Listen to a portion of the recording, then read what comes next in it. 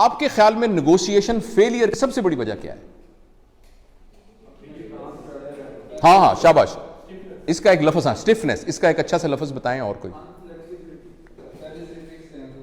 एक लफ्ज और अच्छा सा बताएं, वो बताएं जो मेरे दिल में है। ईगो। ईगो।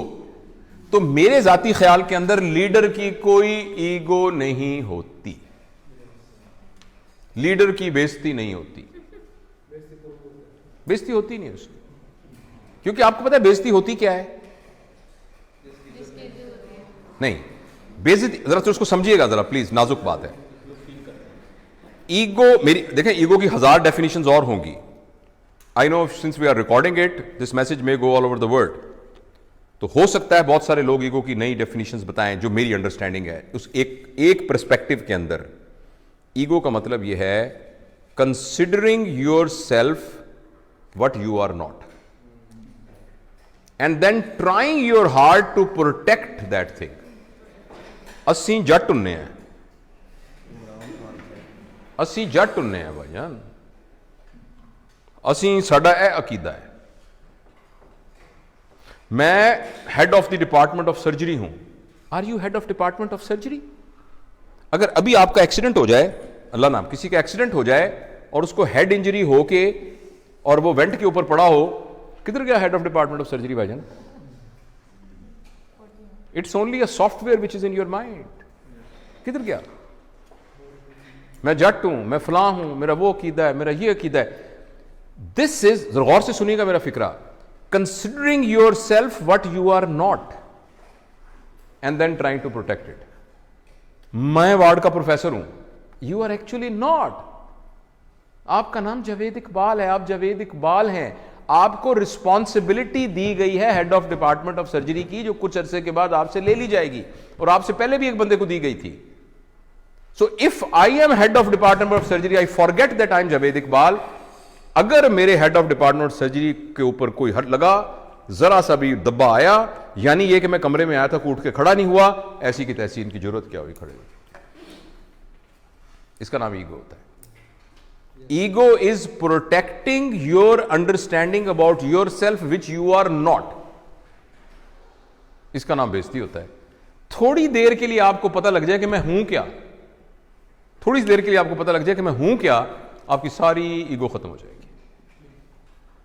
और सच भी यह कि हम कुछ भी नहीं है।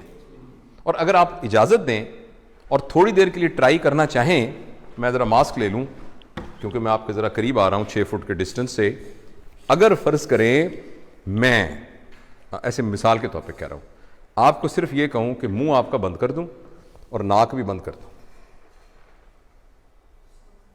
सिर्फ आपको पता है हवा के अंदर ये जो मॉलिक्यूल फिर रहा है ऑक्सीजन का, जो कि हवा से निकल के आपके नाक के थ्रू आपके लंग्स में गया और लंग्स से फिर आपकी मेम्ब्रेन से क्रॉस होता हुआ ब्लड में गया और ब्लड से आपके ब्रेन में गया और आप अलर्ट हुए, इसको कितनी देर के लिए रोक लें, the human being will become a carrot, जिसको वेजिटेटिव फॉर्म कहते हैं। आपने सुना वेजिटेटिव फॉर्म?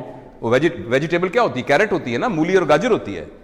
तो एक इंसान को मूली और गाजर बनने में आपको हैरानी होगी 4 मिनट का फासला है। उस 4 मिनट की रस्सी के ऊपर आप कह रहे हैं मैं बड़ी शाय भाई, मैं बड़ा बदमाश है इलाके का, मेरी भी कोई इज्जत है, मेरी भी कोई ताकत है। क्या इज्जत है आपकी? हैसियत क्या है? वही बात समझ रहे हैं आप? हाँ जी। मैं आपको असहाबा के वाकयात में से एक वाकया सुनाता हूं। हाँ, सारे नीचे पड़े थे। अल्लाह ने तरबियत का एक निज़ाम बनाया हुआ है। नबी करीम सल्लल्लाहु अलैहि वसल्लम के ज़माने के काफ़ी ज़माने के बाद जब लोगों के पास पैसा वैसा आ गया था, थोड़ी हुई थी, तो एक ज़माने के, पता है उस्मान का ज़माना था या अली का या बकर का रज़वानुल्लाह अलैहिम अजमईन, तो किसी बात पर एक सहाबी ने कहा मेरी भी कोई इज्जत है। तो एक सीनियर सहाबी पड़े थे, उन्होंने उनकी दाढ़ी पकड़ ली था। कहने लगे तुमने क्या कहा? ये क्या कहा तुमने? तुमने सुना नहीं इज्जत तो अल्लाह और अल्लाह के नबी की है, कि तुमने कैसे कह दिया? एकदम ना उसके हाथ काटन कांप रहे, वो तरबियत याफ्ता लोग थे, वो टांगे कांपनी शुरू हुई। उसने कहा मुझे माफ करें, ये कैसे मेरे दिल में क्या आ गया? और हम कह रहे हैं मेरी बेइज्जती हो गई क्योंकि मैं वार्ड का असिस्टेंट प्रोफेसर हूं। राइट? जो ट्रू लीडर होता है ना, ट्रू लीडर, वो अपने आप को फॉल्स आइडेंटिफिकेशन से बचा के रखता है। वो ये कहता है कि मैं यहां का लीडर हूं, मेरी रिस्पॉन्सिबिलिटी में ये आया है, मैं ये नहीं हूं जो सही लीडर है। तो उसके अंदर ईगो नहीं होती। जब ईगो नहीं होती तो बेइज्जती नहीं होती। तो मैं अगर कोई भी उठ के खड़ा नहीं हो रहा, मैं तो अपने आप को समझ नहीं रहा इस काबिल के मेरे लिए कोई खड़ा हो, तो मैं तो महसूस भी नहीं करूंगा इस बात को, अगर मैं ये समझ रहा हूं। और अगर मैं ये समझ रहा हूं कि नहीं मेरी एक हैसियत थी, उठ के क्यों लोग खड़े हुए, तो मेरी बड़ी बेइज्जती हो जाएगी। और इस बात पर कि आप उठ के खड़े नहीं हुए, हो सकता है मैं नहीं वर्कशॉप लेता। ये तो बैच ही बड़ा अजीब है जी, उठ के खड़ा ही नहीं हुआ ऐसा। ये डिपेंड